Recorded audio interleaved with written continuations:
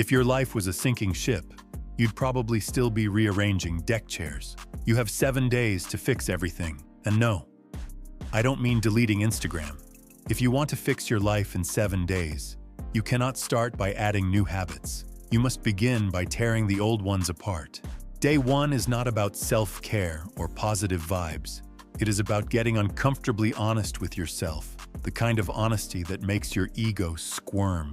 Think of yourself as a crime scene investigator, except the corpse is your motivation. You are here to figure out who killed it, how, and with what weapon. Start by listing every single source of stress, every bad habit, and every toxic connection in your life. Do not sugarcoat. Write down the people who drain your energy, the routines that sabotage your progress, and the environments that make you feel smaller than you are.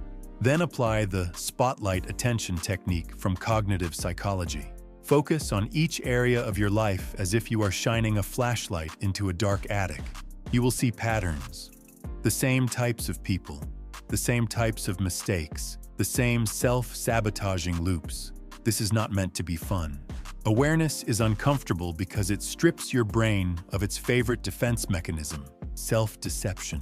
Once you see the truth, you cannot unsee it. On day 2, you are going to banish a demon. And yes, it lives in your pocket. Your phone is like a needy toddler with ADHD, constantly pulling at your sleeve, demanding attention, and throwing a tantrum when ignored. The problem is, this toddler is armed with the most advanced psychological manipulation ever invented: dopamine hijacking. Notifications, infinite scrolls, likes, they work on the same slot machine principle that keeps gamblers glued to flashing lights for hours. Your goal today is simple but ruthless. Eliminate as many digital distractions as possible. Delete the addictive apps you keep telling yourself you use for work.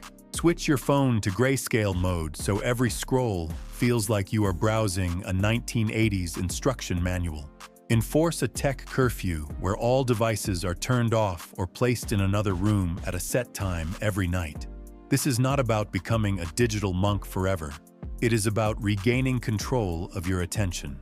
Once you reclaim even a fraction of your mental bandwidth, you will be shocked at how much clearer your mind feels and how quickly your focus returns. By day 3, you have started to clear the mental clutter, but now you must fix the machine that powers every single decision you make: your body. You cannot expect your brain to run like a supercomputer if you have been feeding it like a raccoon behind a gas station. Willpower, focus, and emotional stability are not purely mental traits. They are deeply tied to your physical state. When your sleep cycles are broken, your diet is chaotic, and you barely move, your brain operates in low-power mode, desperately conserving energy.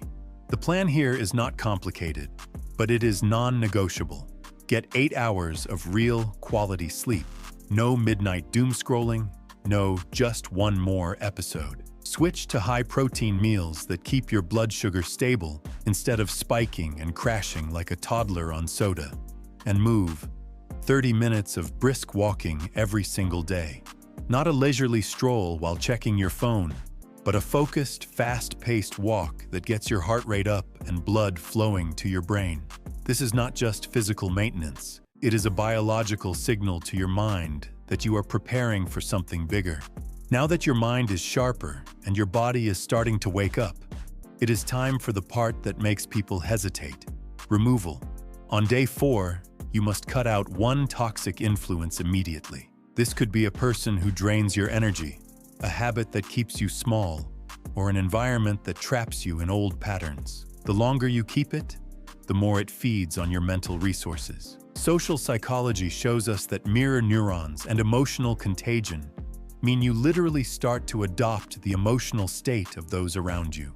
Spend enough time with someone negative, and your brain starts rewriting itself to match their mood. That is not metaphor, it is neurology. When you remove one toxic influence, you do not just eliminate the problem, you free up massive amounts of cognitive bandwidth for problem-solving and growth. It feels uncomfortable at first, but the space it creates will soon be filled by better opportunities, stronger habits, and people who actually pull you forward instead of holding you in place. By day 6, the cleanup phase is over.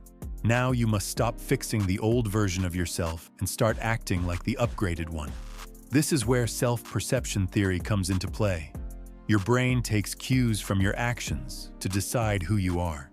If you consistently behave like the version of yourself you want to become, your brain eventually updates the internal script to match.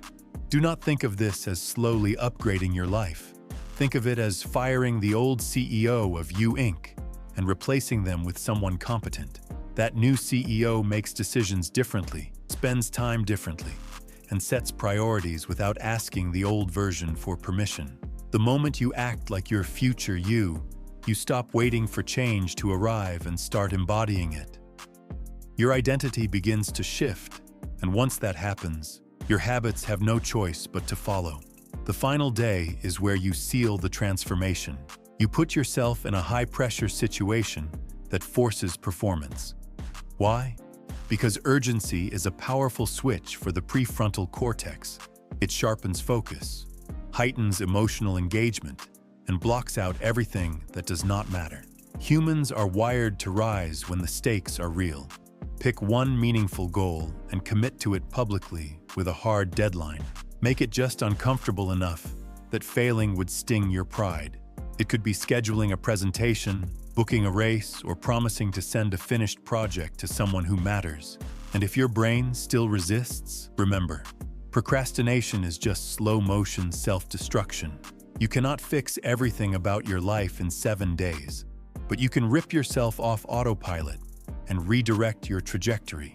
By cutting dead weight, reclaiming focus, and acting like the person you want to be, you prove to your own brain that you are capable of decisive change. 7 days will not make you perfect, but it is enough time to convince your brain you are dangerous again. And once your brain believes that, you become unstoppable.